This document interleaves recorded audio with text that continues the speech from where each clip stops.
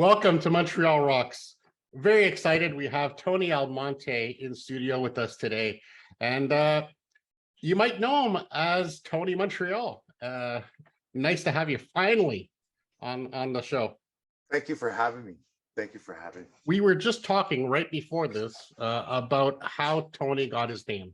So maybe we can start with that. Yeah, the story came about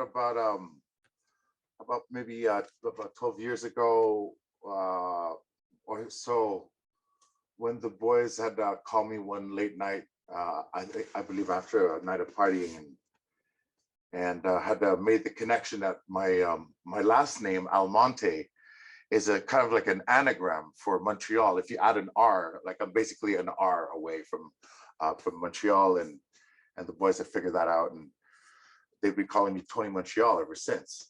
And something that kind of stuck, and we all kind of went along with it. It's a great name. I mean, you do represent Montreal in so many ways. All the work that you do with various charities, and we're going to talk about right after. And of course, by the boys, you mean Bran Van 3000.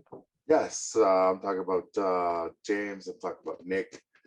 I'm talking about Liquid, Gary. These are like the old guard. And I'm going to talk about the first time we met. I don't know if you remember. So I'm walking in the parking lot of the Chateau Saint Ambroise. I'm sporting a Bran Van 3000 t-shirt that I got at a Grand Prix gig that you guys did on Crescent Street. And I hear from like third floor window, it's like, hey, that's my band. And then you said like Tony Montreal. I finally found you on Facebook. We connected and we met a couple times since then. But I always remember that first time. It was kind of funny. One of those shirts that I just love the shirt. Actually, it feels so comfortable. It's the one with the whale on it. And that was actually designed by Darren Papasidero, who left us about 6 or 7 years ago. And the last time we talked, it was kind of sad because obviously a great return for Bran Van to the Jazz Festival, but yet you were not able to perform with them. Can you maybe walk us through that and maybe why? And which leads us to the image I have behind me, the logo, and the logo you're wearing on your shirt. Yeah. I had announced to my bandmates about 2 years ago that I was going through some things, and we had the opportunity to spend some time at the cottage together, and when James came back from Los Angeles, we had all spent 2-3 days together at the cottage, and then was able to put everybody kind of up to date as to what was going on. And it was clear that my health condition wasn't getting better, and thus even was something that was not even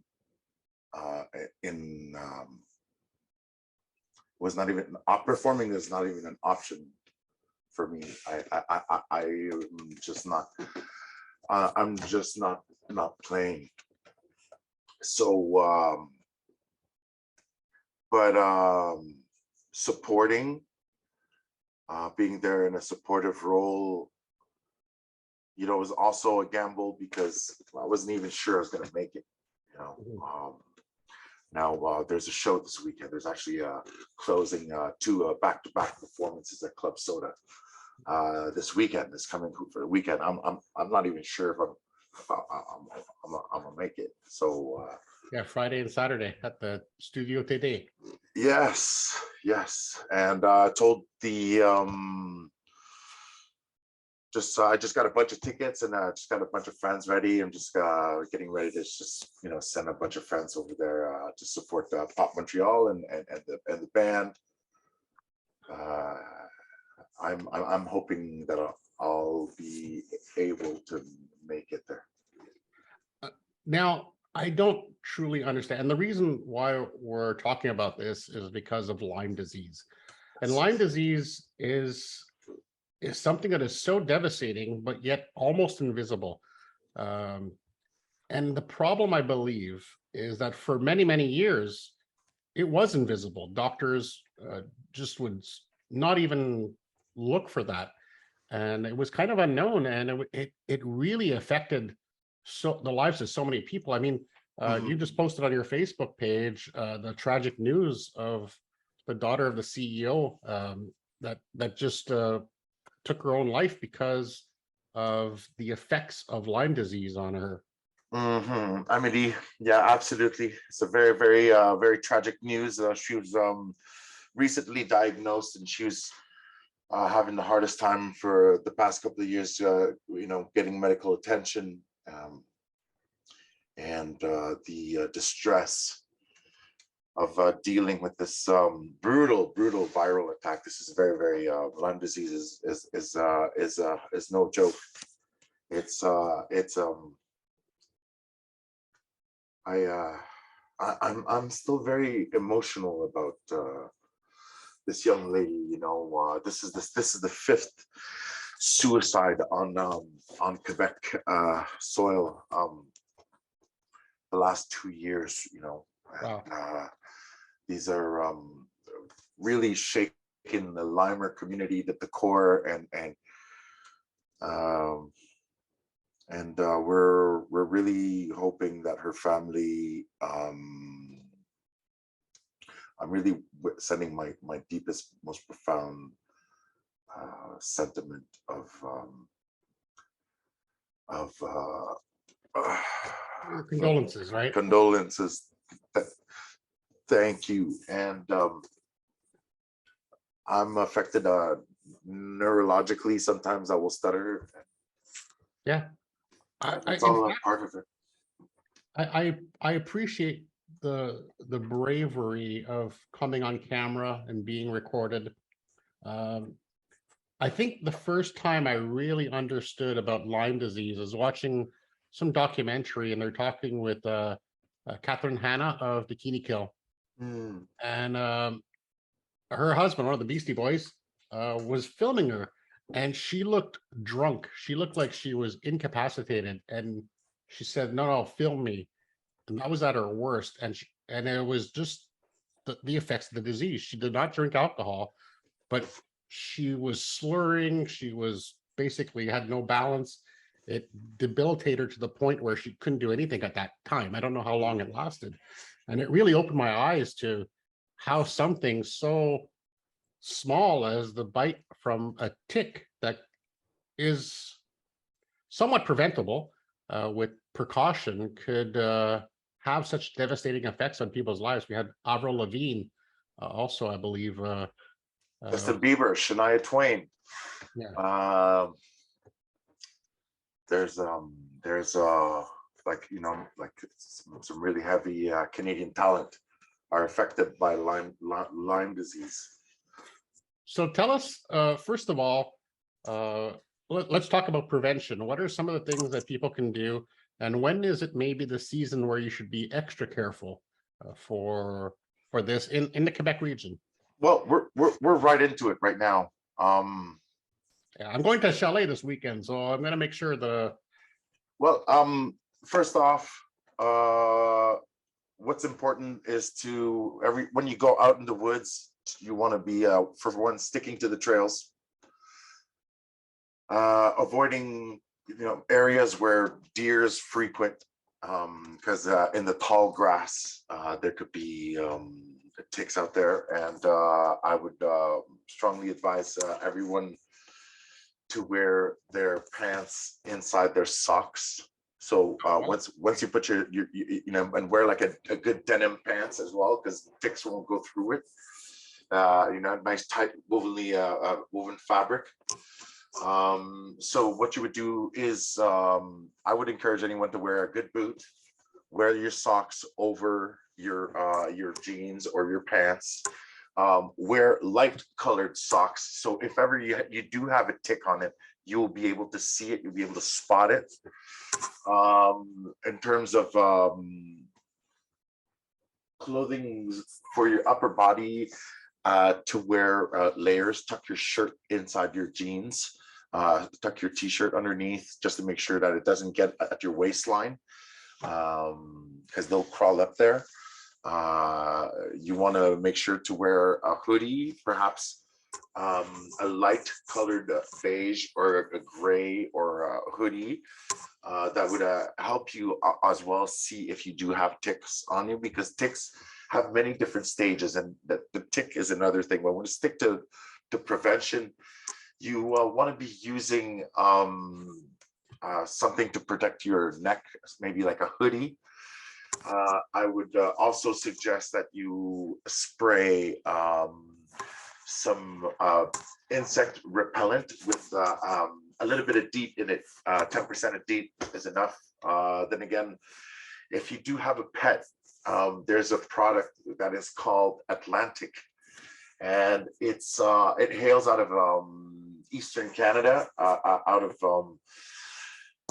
the Halifax area. So you could order this product online, atlantic.ca, and they have a wonderful product for pets, so as to and they're Are pets like a gateway that they would go to the pet and transfer? okay. If you're flying solo, of course, you know, ticks will get a grip of you.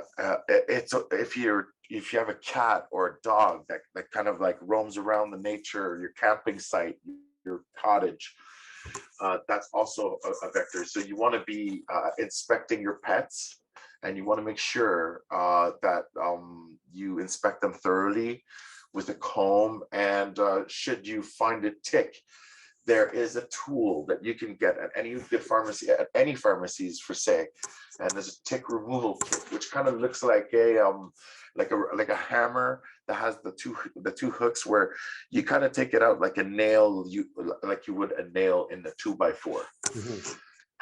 Forgive me. Now, tuck your pants in, tuck your shirt in, throw on a hoodie, put some insecticide on your clothing, on your socks especially. You don't want them to crawl up there. They'll be like kind of like deterred. So you have like deterrent strategies, you know.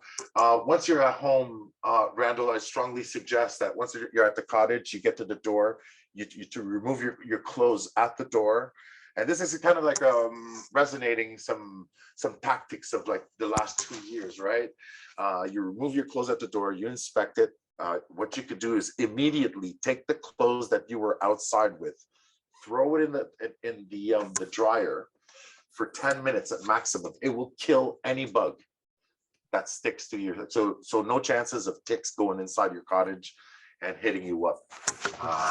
Worst case, we get some complaints from the neighbors because you're naked outside. Listen, I'm a It's rock and worth- roller. There's never Yeah. really any complaints about that. You know, it's highly But, encouraged. you really opened my eyes to something, because, all joking aside, this is a very serious issue.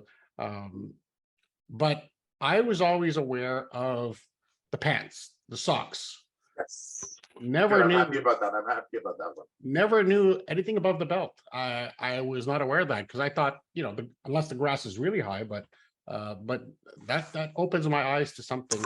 Now, let's talk a little bit about the Let's organization. agree they're, I'm sorry, Randall, but let's Yeah. agree that these insects, the ticks, are crawlers, right? They don't jump, they don't leap, they don't bounce, all they do is they crawl, and they're really good at it. So for them to get to from your ankle to the back of your ear is very, very, very, it's a very simple operation.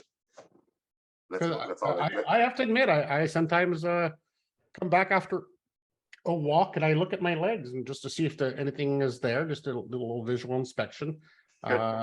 Never thought of anything else. So right away, I've just learned something, and I hope the viewers have learned something as well. I also hope your audience picks up on this.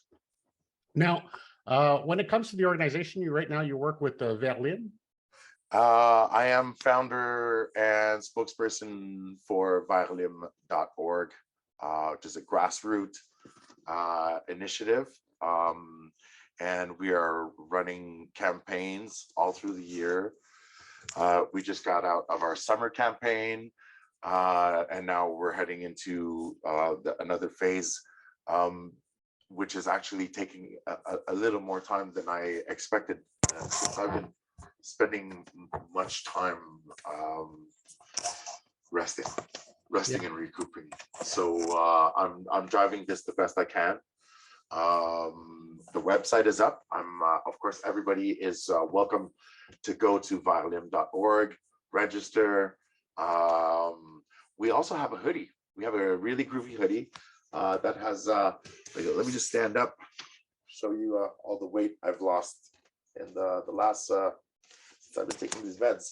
I feel like a superhero. Yeah, we got these hoodies that are available on our website, and you can get one of these, and I'll help you protect yourself. We ship them to your place, and that's my part in raising awareness that the fact that Lyme disease exists all over Quebec. People from all over, like from all sorts of walks of life, are really going through some really rough times with this Lyme. It's and hence why prevention and awareness is very, very important. I feel that what I'm doing is important, and this new mission I have embraced. And if we can prevent people from suffering, or again avoid another situation like Amélie Chapin, which we just went through this last week, which created ripples all over North America. Is it now a discussion we must have? You know, in the 90s, I remember having the discussion about AIDS. In the 80s and 90s, you know, I remember having certain discussions about other things. And now it's time for a discussion about Lyme. Yeah, to make it top of mind so that there is prevention, caution, I would say, because nobody is fully immune, but exercising caution is always a good thing, especially when you know there's a danger. I want to thank you for the work that you're doing with Lyme disease. Thank you for bringing it to our attention. I want to talk a little bit about maybe some of the good memories that you have. You and I both share something. We've DJ'd for years and years and years. I saw your gear too when you were DJing in Verdun in the park, helping another organization because you're such a generous, kind soul. Yeah, we were raising money for Haiti that time. We raised $2,000 for Haiti. It was fantastic. Yeah, no, it was a nice little event, and I always appreciate DJs. I think DJs, obviously now compared to decades ago, have way more respect. Even if I saw a cutout of the other day, the guy had like his hands were playing nothing. It was just like at a big event, and it was like just faking it. But that's okay. That's what these people, like, you know, certain people make these decisions. You know, they got to live with that. I've seen you mix live. You're doing it. Great mixes. We both come probably from an era of doing a beat to beat manually, not relying on just pressing a button to sync the beats, which I do appreciate now as I get older because I don't have time to practice as much. So when I'm in a pinch, I'll use that. But I do like, I still have my 1200s. Two Technique 1200s. I don't use them as much as I should, but they're in my living room. I listen to a lot of vinyl. I mean, my record collection out of COVID kind of grew exponentially. I got bored, and Au 33 Tours put up a website, and I just kind of went nuts. And then, of course, every time I review a band, or I go to review a show, I buy vinyl at the show. So I collect signed vinyl. So that's my thing. That's my little guilty pleasure, and I love it. I'll put together some wax for you. That'd be awesome. you've been DJing for many years. You've DJ'd some at the Old Port doing some Bran Van stuff. You DJ'd at Shazam Fest with somebody from Cirque du Soleil. Let's talk Yeah, about we that. did Alain Vinet. Yeah, that was a really That was the day fantastic. I missed. Yeah, it was a really fantastic experience. You know, performing Shazam was a privilege. When Ziv and his team had put in the request through my team, if they were wanting me to perform an 8-hour set, which is rather difficult. Um, and I reached out to my buddy Alain Vinet from the Cirque du Soleil, and Alain has a very unique pedigree, and there is no one else really who had, you know, wanted to share this moment with, you know, being out and doing this in nature. You know, we were having our own stage designed for us. It was like, it's really surreal, you know, being out there and you know, playing with Alain is like playing with like a musical Jedi. It's like you're playing with like the founder of stereo. You're playing with, you know, like a deeply a very profound musical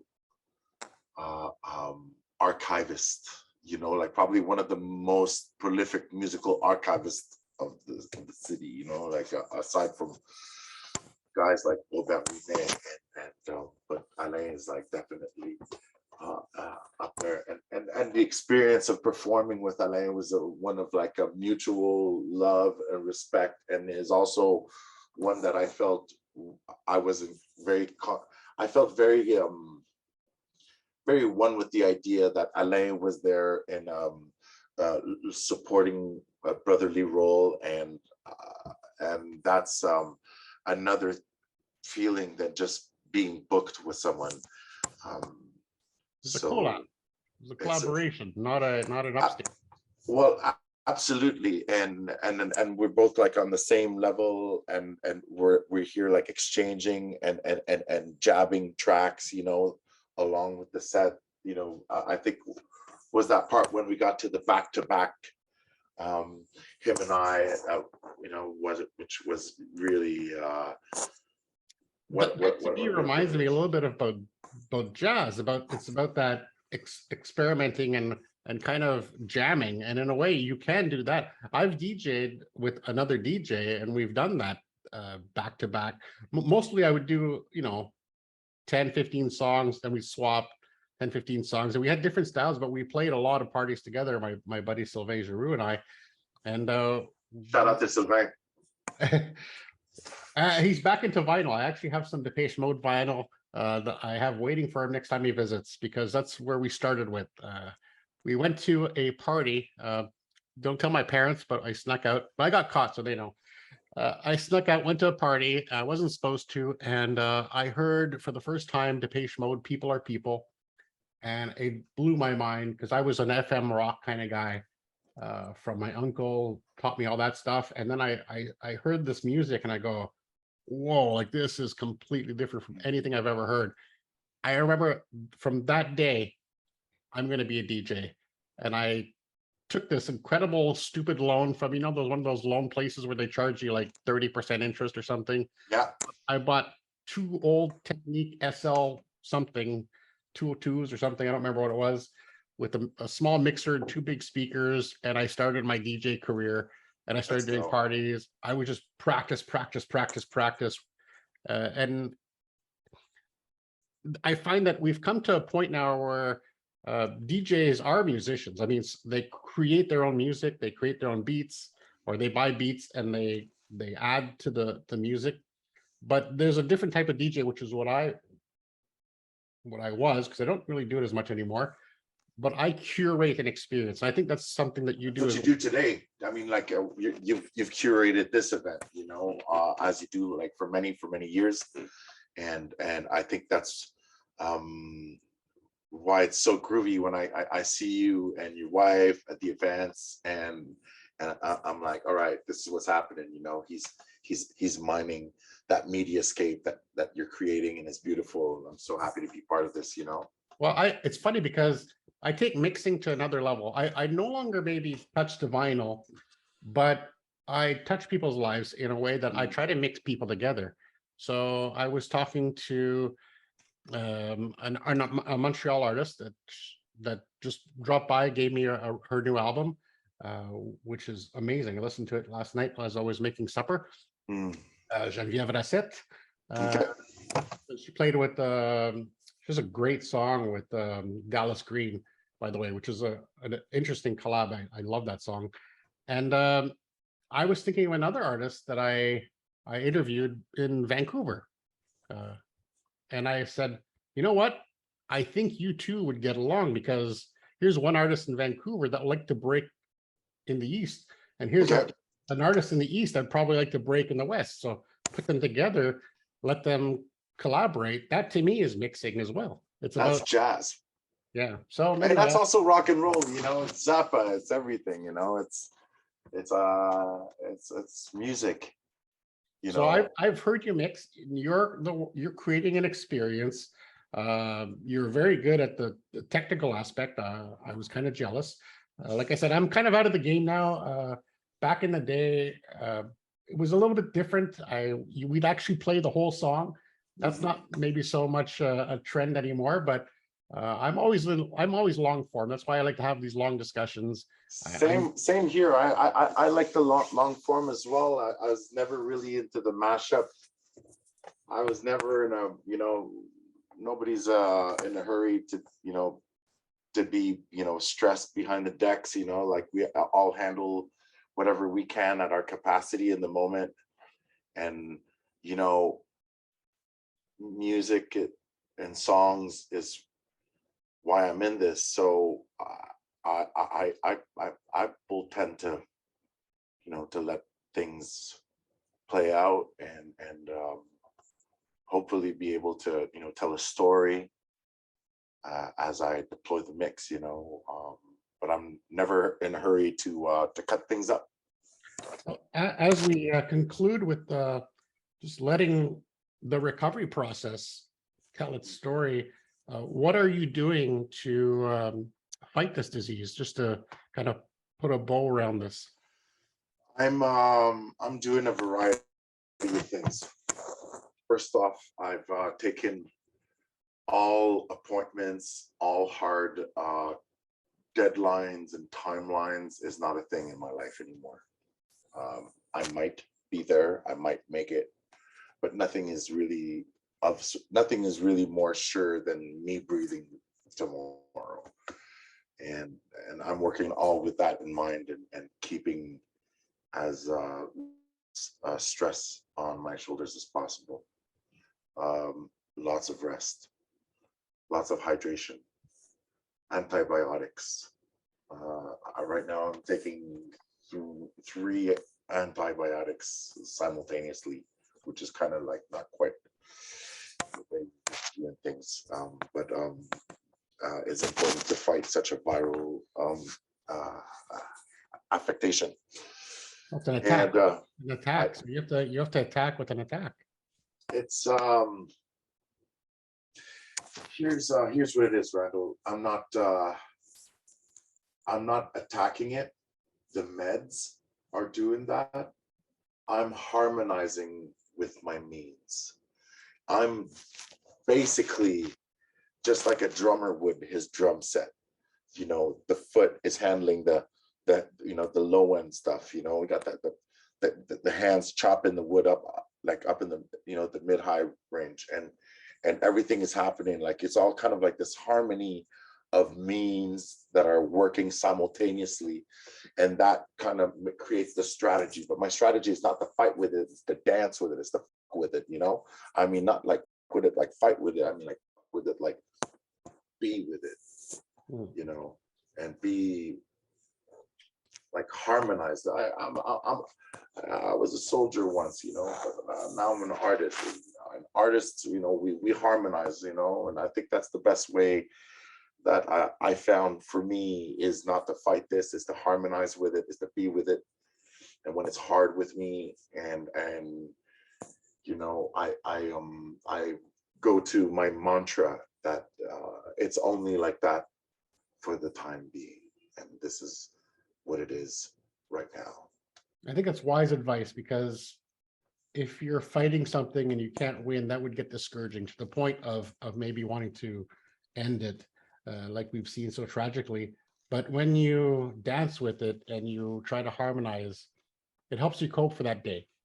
And I like the fact that you also put limits on yourself. A good friend of mine, Melanie Sodka, she always talks about capacity. Instead of saying no to something, you just say, I'm sorry, I don't have the capacity to do that tonight or the next week. Or now, and just deal with now. Try to be like I encourage anybody who's going through what I'm going through to deal with things in the now, and because sometimes it's difficult in the now, but the other times is it's all right, you know. So if we focus on now, it's a 50-50 thing. If you focus on just the hard, it's just always hard, you know. So if it's gonna put me in bed, then we're gonna be in bed together, baby. I'm so happy to talk to you again, Tony. It's always great to chat.